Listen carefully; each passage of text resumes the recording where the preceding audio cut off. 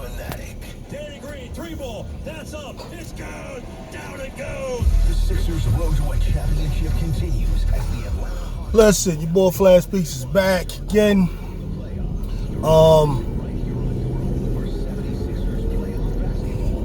Sixers just finished knocking off the Washington Wizards. That was of course early in the week. Tomorrow, right now, I'm getting ready to get home so I can check out Brooklyn and Milwaukee. That's gonna be the next game. You know what I mean? Got to see what happens with that. It's very important. What I want from them two is just beat the hell out of each other. I really don't care which team wins. I think I'd rather, I don't know.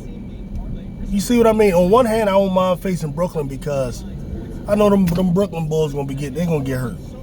Right? I know that. I know they're gonna get hurt. Yeah, I'm sorry I got this glare right now. I'm in a bad part of the road. As y'all see, I'm driving. But what I want to see is those teams just beat the heck out of each other. Just beat each other down.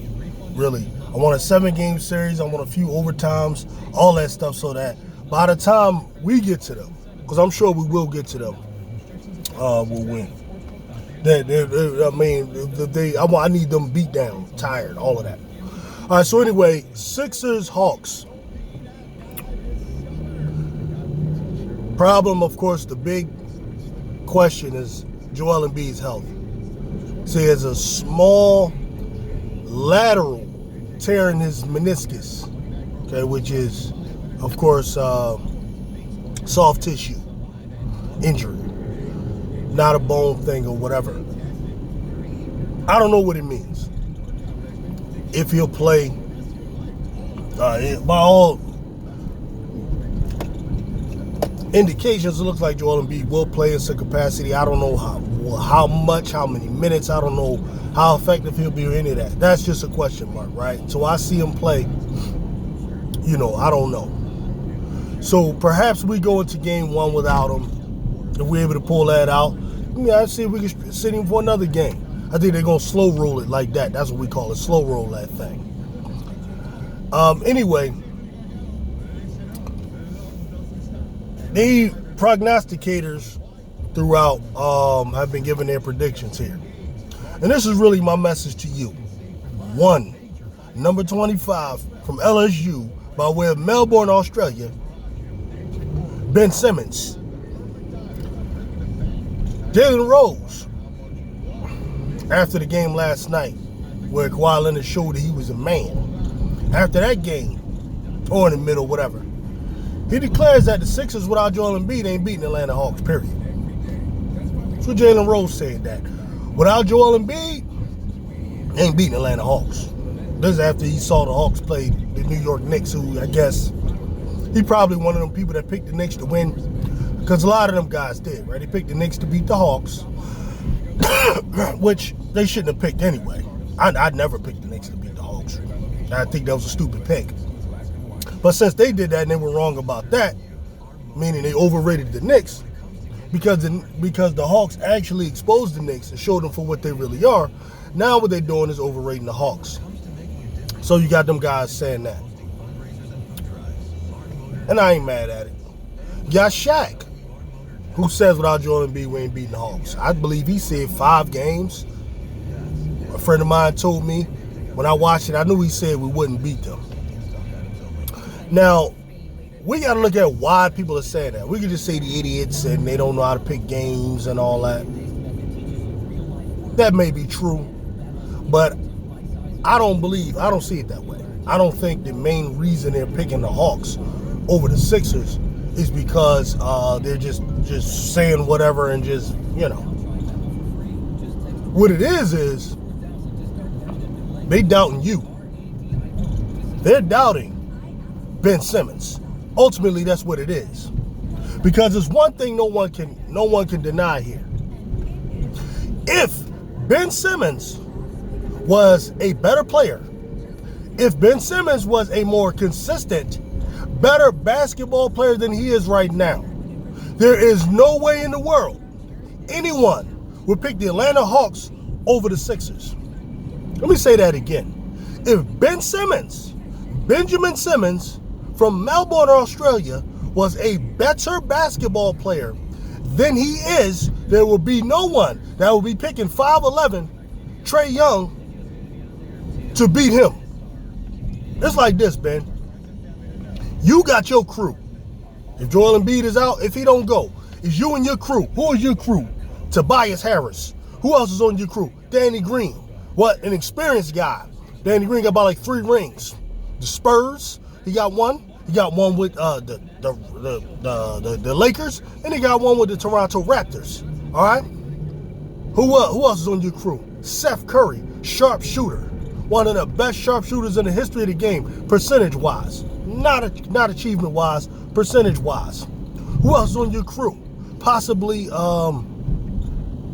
Dwight Howard or Matisse Thybulle or whatever. That's your crew. Tobias Harris, if I didn't mention him already, 20-point a game guy. All right, probably the best scorer on the starters right now. Who on the team with Joel out? Your crew against Trey Young and his crew. It's Bogdanovich's, right? He got some nice young guys. I like Hunter. I like the rookie ball that they got. I like them. Right? But they're an inexperienced team. A team that has not been deep, like in the playoffs. They might have a few guys like Lou Williams coming off the bench who did. They got rid of Rondo, which I'm glad they did do that. And they, I know Bogdanovich, I know them guys. They had a little bit of experience in the playoffs. But they're not as a team as seasoned as the Sixers are, as our core is. All right? But the reason, and we said this before, the reason this is even a question is because you, Ben Simmons, are not a better basketball player than you are. That's the reason why this is even in question. No one would pick a 5'11" point guard with his crew over a 6'10" point guard who is the number 1 overall pick next coming of LeBron James, Magic Johnson. Okay? Nobody would pick that as their franchise. If you had a draft right now with Ben Simmons coming out when he came out, Trey Young coming out when he came out, who would be picked? Who would be picked? Not talking about what we know now as far as Trey Young putting up 30s and all of that. I'm talking about coming out of college. Who would be picked? People would pick you, Ben Simmons. That's who people would pick. They would pick that 6'10" power forward / point guard / could possibly play the 3. People would pick you because you have the dimensions and you have like all of the things people look for in the guy that's going to be the next star in the league. And what do you got to show for it? You got a little rookie of the year, okay.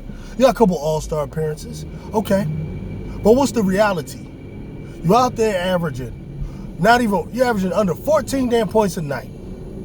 Averaging under about 7 assists and 7 rebounds with a 6'10" frame. This is the reality. I'm telling y'all, what Ben Simmons' numbers should look like, with his very skill set. I'm not talking about if he was to go start shooting the ball and all that. I'm talking with his skill set that he has. Ben Simmons' numbers should be 18 a night. He should be getting 18 points. All he would have to do that is take about 10 to 15 shots a night. All right, which is not unreasonable for a point guard. He should be taking about 15 shots a night, and he should be at the free throw line 6 to 8 times a night. And out of that, he should be giving me 18 points a night. Ben Simmons' assists should be in the area of 12 to 13 assists a night, with some nights where he catches absolute fire with the assists, and assists over 15 some nights, 16, 17. And Ben Simmons should be giving me about between 8 to 10 rebounds a night, depending on where he is on the floor. These should be the numbers of Ben Simmons. He should average a virtual triple-double, or should be flirting with it. All right? But instead, you out here giving us 13, 7 and 7. And because of that, you got people like Shaquille O'Neal who will say, oh yeah, he'll talk about your defense and all of that. But then when it comes down to picking, at the end of the day, he believes in Joel Embiid. He has no belief in you. Nobody should be out there picking a Trey Young and his crew over you and your crew. That's the bottom line. And I expect Ben Simmons that if he has any heart, he would take this serious. He would take this as an insult. He would take this serious. And he would turn it on. Just like he likes to turn it on right before the damn All-Star game. Study Ben Simmons' career. Any of you who may casually watch the Sixers, and you may think from afar he's this or that. Analyze Ben Simmons' career leading up to All-Star breaks and All-Star games versus any other time. Even this year. Remember that 40-some point game he put up against the Jazz? Guess what? Near the All-Star break. Them 30s and those 20-some point games and all that kind of stuff, near the All-Star break. He does that every year, y'all.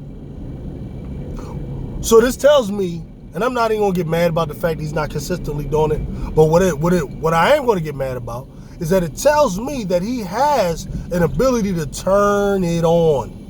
He has an ability to turn it on, right? So if he has an ability to turn it on, this is what I expect to see.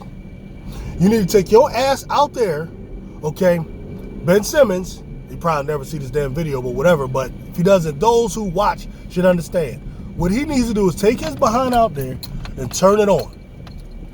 And turn it on. And that's just really the way we will win at the end of the day. Got to turn it on. And I'm out.